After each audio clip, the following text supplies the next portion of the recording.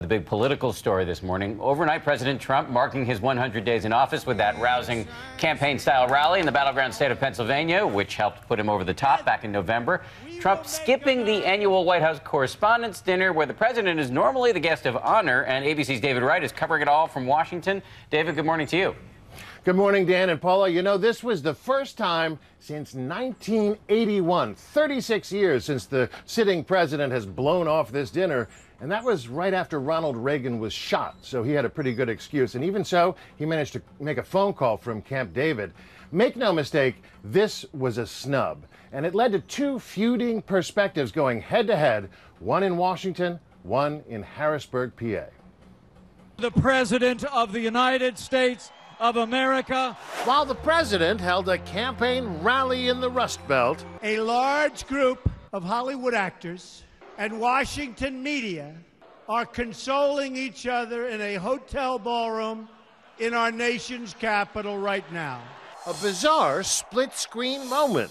Welcome to the series finale of the White House Correspondents Dinner. Normally, he'd be the guest of honor at that dinner. They are gathered together for the White House Correspondents' Dinner without the president. But Trump staged his rally 100 miles away, snubbing the reporters who normally cover him. And I know journalists, you guys are definitely trying to do good work. I just think that a lot of people don't trust you right now. The reporters' trump card, Woodward and Bernstein. Journalists whose reporting brought down a president. Mr. President, the media is not fake news. Follow the money, but follow also the lies. Each side has its constituency. Tens of thousands of Trump critics took part in the People's Climate March. I'm here because it's our future at stake. We're the generation that has a chance to do something about climate change. The president has plenty of people who believe in him. United we stand, divided we fall. And if America cannot come together and join in unity, we're never going to be making America great again. He's just getting started.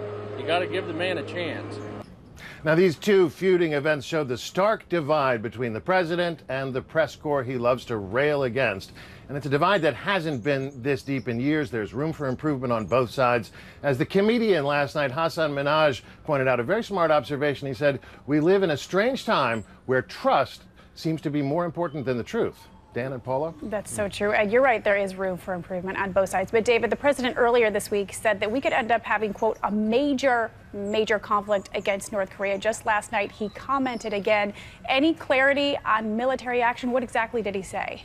Well, our own ABC's Catherine Faulders caught up with the president outside that event in Harrisburg and asked him point blank what his response is to the North Koreans after that missile strike, after that missile test. And he said ominously, "You'll soon find out."